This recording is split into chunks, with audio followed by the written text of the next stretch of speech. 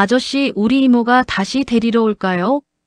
보육원 철창 너머로 바라보는 7살 아이의 눈빛이 제 가슴을 찢었습니다. 단 석 달 전만 해도 이 아이에게는 따뜻한 집이 있었습니다. 엄마 아빠가 있었고 미래가 있었습니다.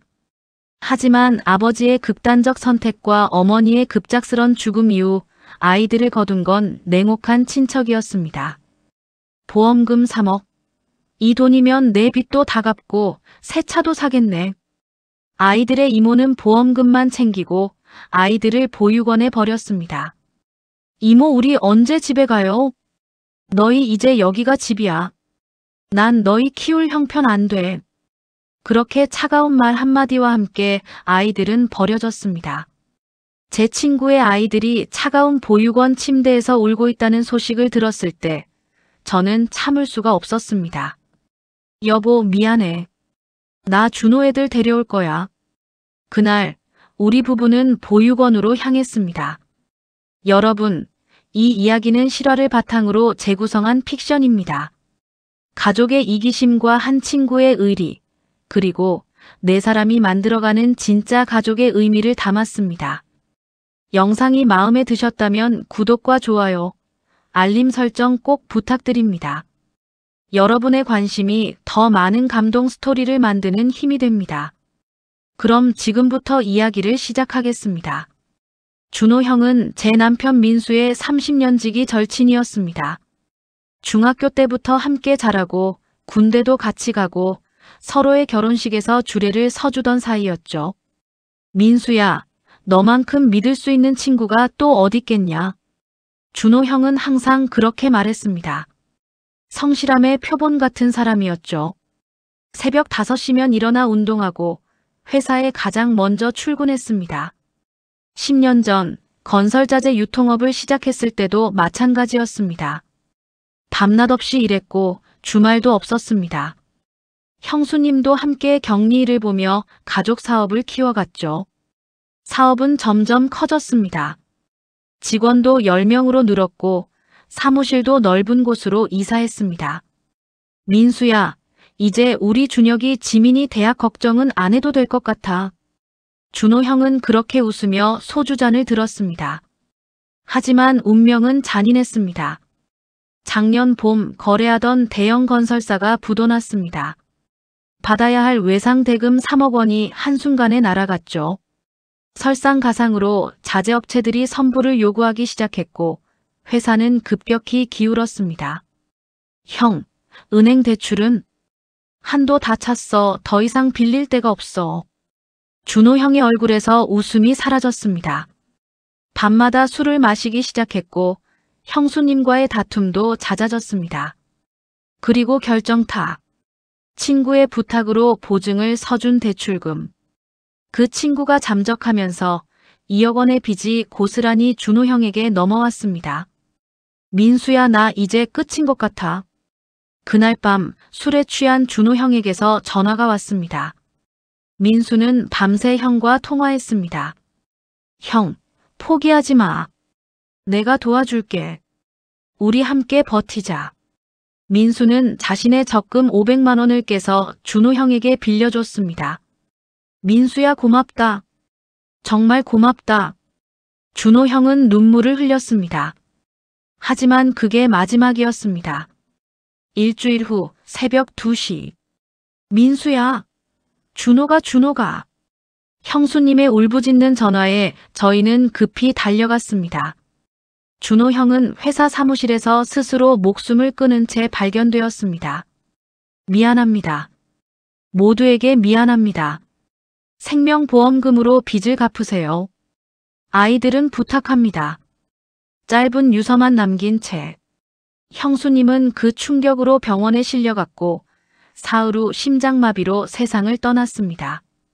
의사는 극심한 스트레스가 원인이라고 했지만 사실상 남편의 뒤를 따라간 것이나 다름없었습니다. 남은 건 7살 준혁이와 5살 지민이 뿐이었습니다. 장례를 치른 후 친척 회의가 열렸습니다. 아이들은 어떻게 하지? 우리도 다들 형편이 어려운데. 그때 준호 형의 처제, 그러니까 형수님의 동생 미선 씨가 나섰습니다. 제가 데려가서 키우겠습니다.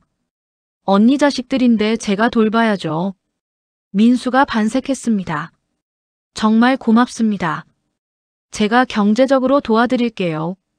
아니에요. 조카들인데 당연히 제가 키워야죠.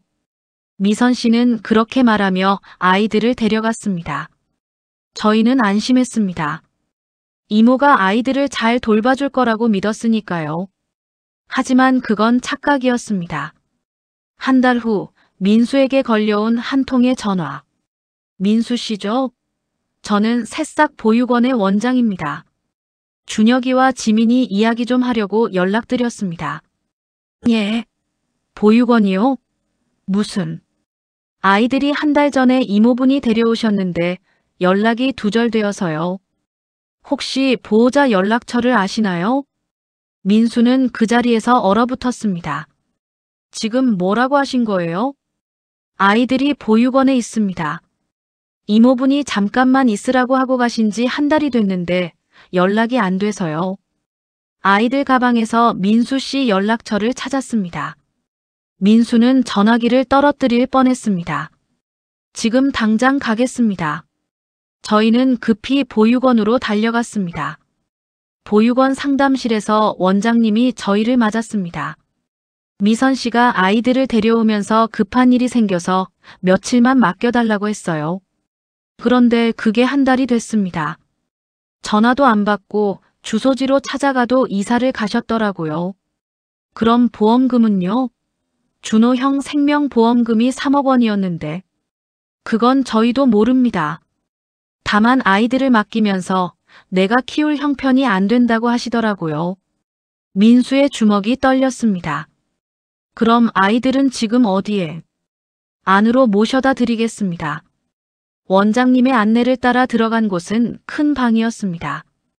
여러 아이들이 놀고 있었고 그 한쪽 구석에 준혁이와 지민이가 웅크리고 앉아 있었습니다.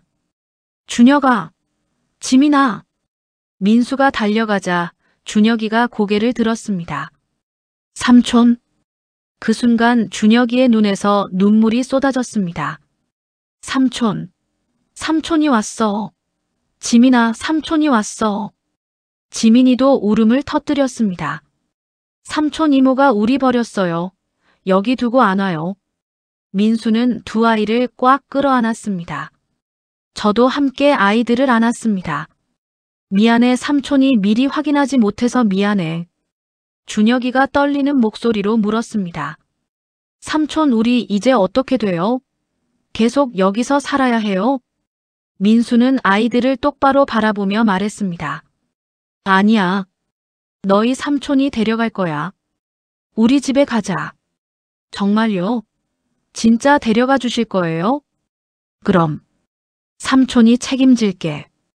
그날 저희는 아이들의 짐을 챙겨 보육원을 나왔습니다. 아이들은 작은 가방 하나씩만 들고 있었습니다. 그 안에는 옷 몇 벌과 낡은 인형이 전부였죠. 차 안에서 준혁이가 조심스럽게 물었습니다. 삼촌 이모는요? 이모는 이모 사정이 있나 보다. 사실 민수는 분노로 떨고 있었습니다.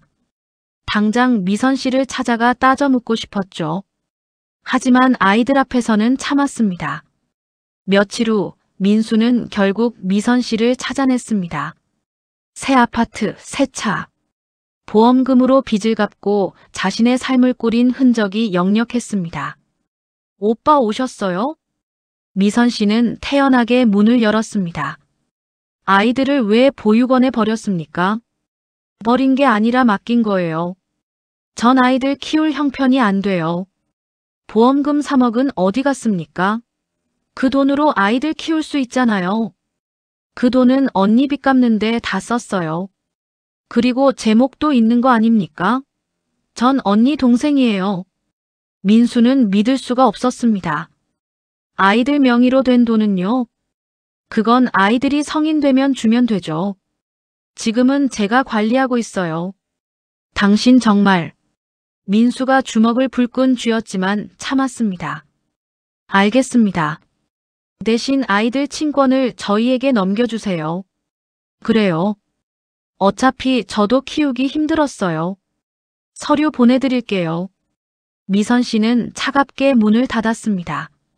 집으로 돌아오는 길, 민수는 핸들을 잡은 손이 떨렸습니다. 여보, 사람이 어떻게 저럴 수가 있어? 진정해요. 우리가 아이들 잘 키우면 돼요. 하지만 저도 분노와 슬픔으로 가슴이 미어졌습니다. 아이들을 정식으로 데려온 날, 저희는 아이들과 함께 앉아 이야기를 나눴습니다. 준혁아, 지민아, 이제 이모 삼촌이 너희를 키울 거야. 괜찮겠니? 준혁이는 고개를 끄덕였지만 눈빛은 여전히 불안했습니다. 삼촌도 우리 버리실 거 아니죠? 그 말에 민수의 가슴이 찢어졌습니다. 절대 안 버려. 삼촌이 약속할게. 우리 이제 가족이야. 진짜 가족이에요? 응. 진짜 가족. 지민이가 작은 목소리로 물었습니다. 그럼 엄마 아빠는요? 엄마 아빠는 하늘나라에서 너희를 지켜보고 계셔. 그리고 이모 삼촌이 여기서 너희를 돌봐줄 거야. 아이들은 그제야 조금 안심하는 표정을 지었습니다. 하지만 현실은 녹록지 않았습니다. 우리 형편도 빠듯했습니다. 민수는 중소기업 과장으로 월급 350만 원, 저는 마트 파트타이머로 100만 원 정도 벌었습니다. 거기에 전세 대출이자 50만 원, 생활비, 공과금 두 아이를 더 키운다는 건 쉬운 일이 아니었습니다. 여보, 우리 좀 더 절약해야 할 것 같아. 제가 일을 더 늘릴게요. 저는 야간 근무까지 추가했습니다. 그런데 설상가상으로 한 달 후, 여보, 집주인이 집을 팔겠대. 전세집 주인이 갑자기 집을 매도하겠다고 통보한 겁니다. 새 주인이 실거주를 원하면 저희는 나가야 했습니다. 어떻게 하지? 결국 저희는 보증금을 받아 더 작은 월세로 이사를 해야 했습니다. 전세가가 너무 올라서 같은 금액으로는 전세를 구할 수 없었으니까요. 보증금 500에 월세 55만 원짜리 작은 투룸. 네 사람이 살기에는 비좁았지만 어쩔 수 없었습니다. 좁아서 미안해. 민수가 아이들에게 미안해했지만 준혁이는 의젓하게 말했습니다. 괜찮아요. 보육원보다 훨씬 좋아요. 그 말에 저희는 더 미안했습니다. 이사를 하고 며칠 후 더 큰 문제가 생겼습니다. 준혁이가 학교에서 친구들과 싸운 겁니다. 준혁이 어머님, 준혁이가 요즘 학교에서 문제 행동을 보이고 있어요. 담임 선생님의 전화를 받고 학교로 달려갔습니다. 무슨 일이에요? 친구들이 부모 없는 애, 보육원 출신이라고 놀렸대요. 그래서 준혁이가 주먹을 휘둘렀습니다. 저는 준혁이를 데리고 집으로 왔습니다. 준혁아, 왜 때렸어? 이모한테 말해봐. 애들이 저보고 고하래요. 부모 버림받은 애래요. 준혁이의 눈에서 눈물이 떨어졌습니다. 그래서 화가 났어. 전 버림받은 게 아니라고요. 엄마 아빠는 하늘나라 가신 거고 지금은 이모 삼촌이 저희 가족이라고요. 저는 준혁이를 꽉 안아줬습니다. 그래, 맞아. 우린 가족이야. 남들이 뭐라고 하든 우린 진짜 가족이야. 정말요? 당연하지. 이모가 거짓말하니. 준혁이는 제 품에 안겨 한참을 울었습니다. 한편 지민이는 다른 식으로 힘들어했습니다. 밤마다 악몽을 꾸고 이불에 실수를 하기 시작한 겁니다. 이모 미안해요. 괜찮아, 지민아. 이모가 씻겨줄게. 새벽마다 이불을 빨고 지민이를 씻기는 일이 반복되었습니다. 지민아, 무서운 꿈 꿨어. 응, 이모도 저 버리고 가는 꿈이었어요. 이모는 절대 안 가. 평생 지민이랑 함께 있을 거야. 약속. 약속. 경제적 압박도 계속되었습니다. 민수의 회사가 구조조정을 하면서 월급이 10% 삭감되었습니다. 여보, 이번 달 적자야. 알아요. 제가 주말에도 일할게요. 저는 주말까지 일하기 시작했습니다. 몸은 힘들었지만 아이들을 위해 버텨야 했습니다. 어느 날 밤 지친 몸을 이끌고 집에 돌아왔을 때 지민이가 물었습니다. 이모, 왜 이렇게 늦게 와요? 학원 끝나고 이모 보고 싶었는데. 미안해, 지민아. 이모가 일 때문에. 엄마는 맨날 같이 있었는데. 그 말에 제 가슴이 철렁했습니다. 맞습니다. 저는 엄마가 아니었습니다. 아무리 노력해도 진짜 엄마를 대신할 수는 없었죠. 그날 밤 민수와 진지한 대화를 나눴습니다. 여보, 우리 잘하고 있는 걸까요? 왜 갑자기? 아이들한테 제대로 된 관심도 못 주고 경제적으로도 빠듯하고 이게 정말 아이들한테 좋은 건지. 민수는 한참을 생각하다 말했습니다. 여보, 우리 완벽하지 않아. 돈도 없고 시간도 부족해. 하지만 우리에겐 한 가지가 있어. 뭔데요? 아이들을 향한 진심. 우리 진짜로 아이들을 사랑하잖아.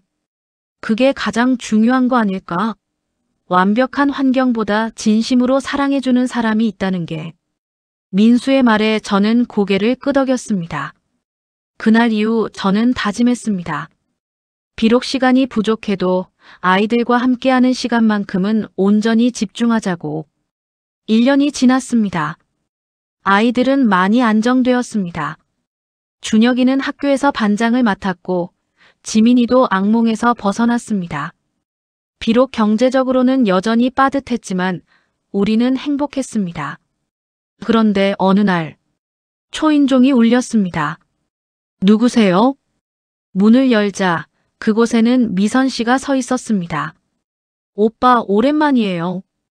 민수의 표정이 굳었습니다. 무슨 일로 오셨습니까? 애들 얼굴 좀 보려고요. 조카들인데 그럴 수도 있죠.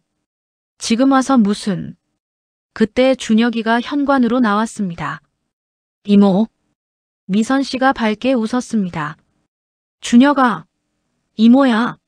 많이 컸네. 하지만 준혁이는 뒤로 물러났습니다.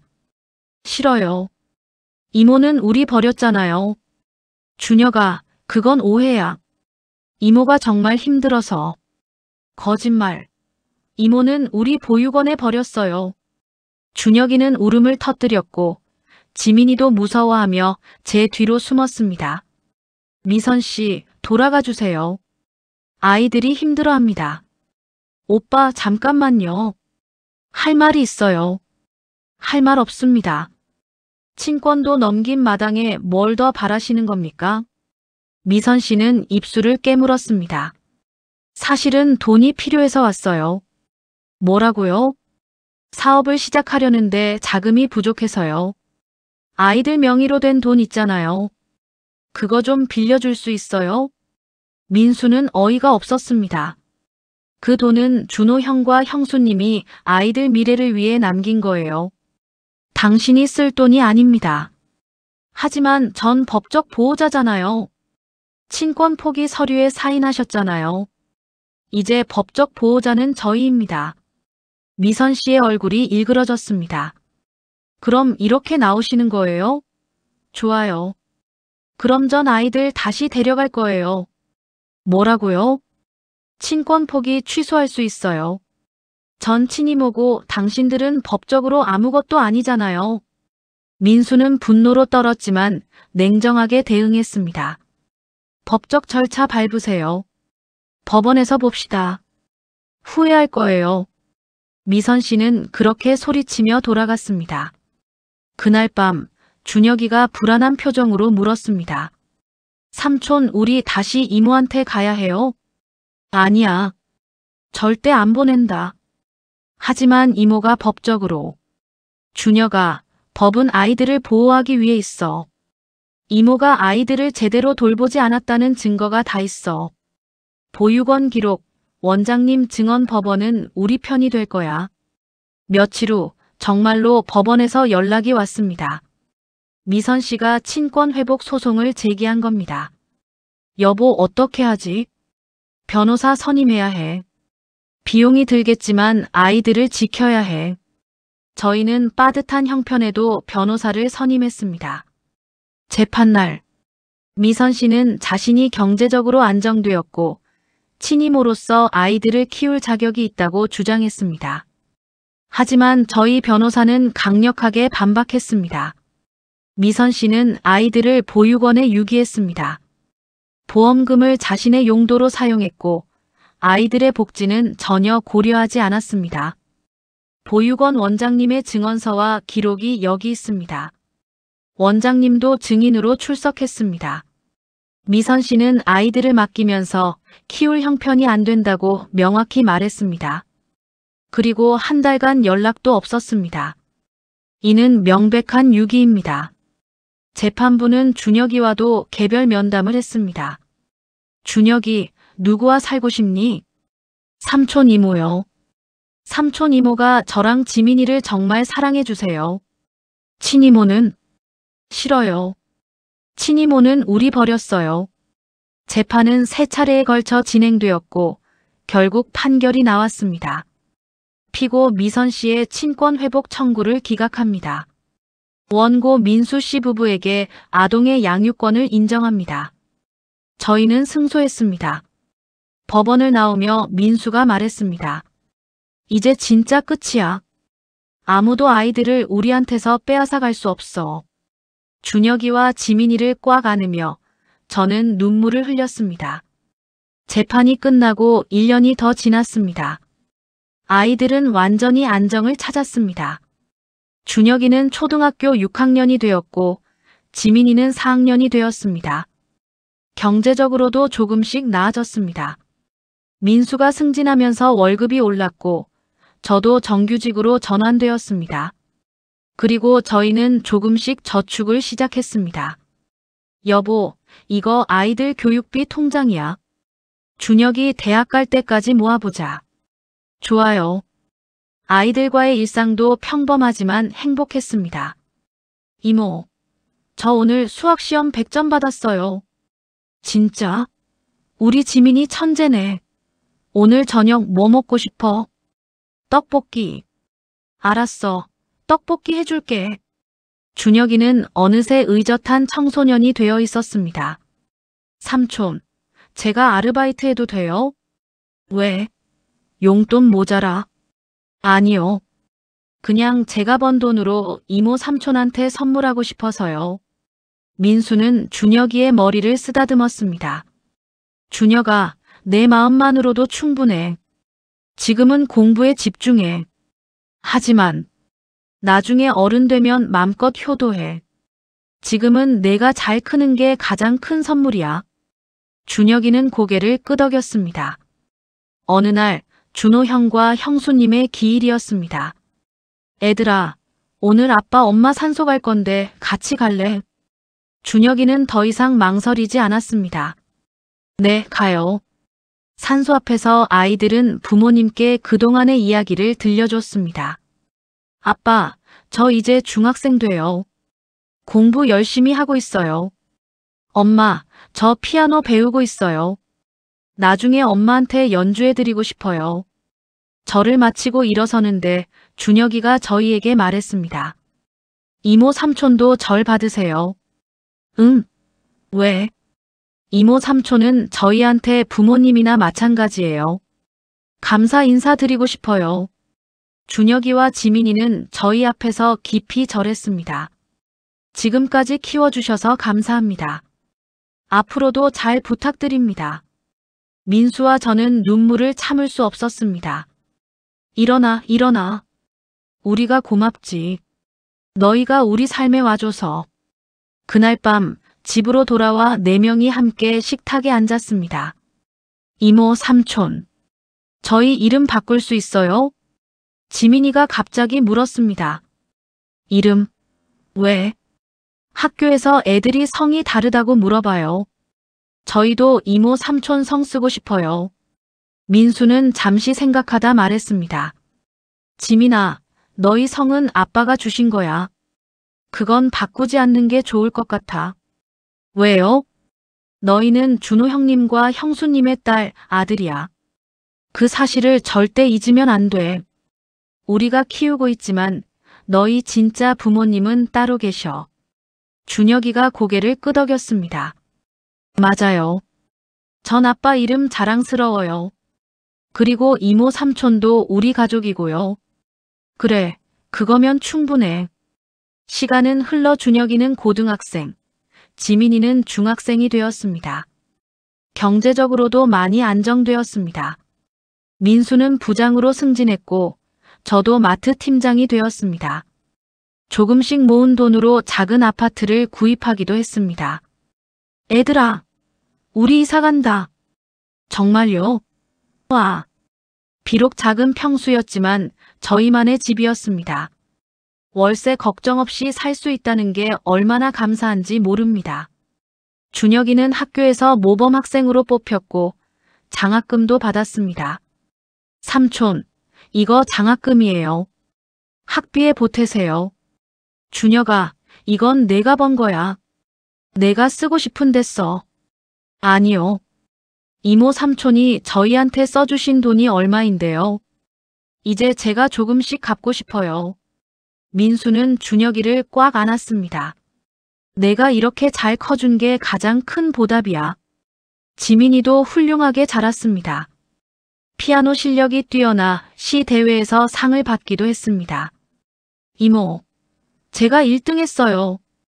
우와, 우리 지민이 정말 대단하다. 어느 날 저녁 식탁에 둘러앉아 저녁을 먹는데 준혁이가 말했습니다. 이모 삼촌, 제가 장래 희망을 정했어요. 오, 뭔데? 사회복지사요. 저 같은 아이들을 돕고 싶어요. 준혁이, 저희처럼 부모님을 잃은 아이들, 혼자 힘든 아이들, 그런 아이들한테 희망을 주고 싶어요. 이모 삼촌이 저희한테 해주신 것처럼요. 민수는 눈시울이 붉어졌습니다. 넌 정말 훌륭한 사람이 될 거야. 삼촌 덕분이에요. 삼촌이 보여준 모습 때문에 제가 이렇게 잘할 수 있었어요. 지민이도 거들었습니다. 저는 음악 선생님이 될 거예요. 그래서 아이들한테 음악으로 위로해주고 싶어요. 우리 지민이도 멋진 꿈이네. 그날 밤 민수와 저는 오랜만에 둘만의 시간을 가졌습니다. 여보, 우리 정말 잘했죠? 응. 세상에서 가장 잘한 일인 것 같아. 아이들이 이렇게 잘 커줘서 준호 형님도 하늘에서 기뻐하실 것 같아요. 그럼 형이 우리한테 가장 소중한 선물을 남겨주신 거야. 우리는 손을 맞잡고 거실을 바라봤습니다. 벽에는 지난 10년간의 사진들이 가득했습니다. 아이들이 처음 온 날의 불안한 표정, 첫 가족여행에서의 웃음, 준혁이 중학교 입학식, 지민이의 피아노 발표회, 모든 순간이 소중한 추억이었습니다. 그리고 최근에 찍은 가족사진, 4명이 환하게 웃고 있는 모습. 여보, 우리 행복하죠? 당연하지. 이보다 더 행복할 수 없어. 준혁이가 대학에 합격한 날. 삼촌, 이모, 저 붙었어요. 사회복지학과 합격했어요. 진짜? 축하한다. 온 가족이 기뻐하며 준혁이를 안았습니다. 삼촌, 등록금 걱정 안 하셔도 돼요. 장학금 받았어요. 준혁아, 넌 정말 자랑스러운 아들이야. 아들이요? 준혁이가 놀란 표정으로 물었습니다. 민수는 웃었습니다. 응. 비록 법적으로는 아니지만 나에겐 이미 아들이란다. 준혁이는 민수를 꽉 안았습니다. 저도요. 삼촌은 제 아버지예요. 그리고 이모는 제 어머니고요. 그 순간 우리는 알았습니다. 혈연이 가족을 만드는 게 아니라 사랑이 가족을 만든다는 것을. 지금 우리 집 거실에는 2개의 액자가 나란히 걸려 있습니다. 하나는 준호 형님과 형수님의 사진. 다른 하나는 우리 4명의 가족 사진. 준혁이와 지민이는 매일 아침 부모님 사진 앞에서 인사를 합니다. 아빠, 엄마 안녕히 주무셨어요? 저 오늘도 열심히 살게요. 그리고 학교에 가기 전 저희에게도 인사를 합니다. 이모, 삼촌 다녀올게요. 그래, 조심히 다녀와. 우리는 완벽한 가족은 아닙니다. 때로는 다투기도 하고 힘든 순간도 있습니다. 하지만 우리에게는 무엇보다 소중한 것이 있습니다. 서로를 향한 진심 어린 사랑, 그리고 함께 이겨낸 시간들. 준호 형님, 형수님, 저희가 약속을 지켰습니다. 아이들을 훌륭하게 키웠습니다. 아니, 정확히는 아이들이 저희를 더 나은 사람으로 만들어줬습니다. 저희가 아이들을 구한 게 아니라 아이들이 저희를 구한 겁니다. 준혁이는 이제 사회복지사의 꿈을 향해 달려가고 있고, 지민이는 음악으로 사람들에게 위로를 주는 사람이 되려 하고 있습니다. 두 아이 모두 훌륭한 어른으로 자라고 있습니다. 그리고 우리 4명은 앞으로도 계속 함께 할 것입니다. 진짜 가족으로. 여러분, 가족이란 무엇일까요? 혈연으로 이어진 관계일까요? 아니면 진심으로 서로를 아끼는 관계일까요? 이 이야기는 픽션이지만 우리 사회 어딘가에는 준혁이와 지민이 같은 아이들이 있습니다.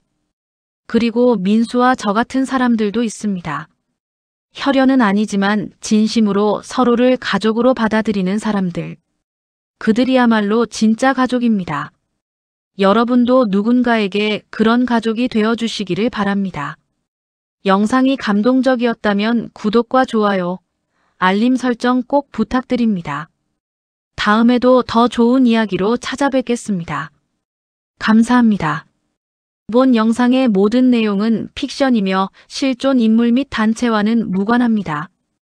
유사한 사례가 있을 수 있으나 이는 우연의 일치입니다.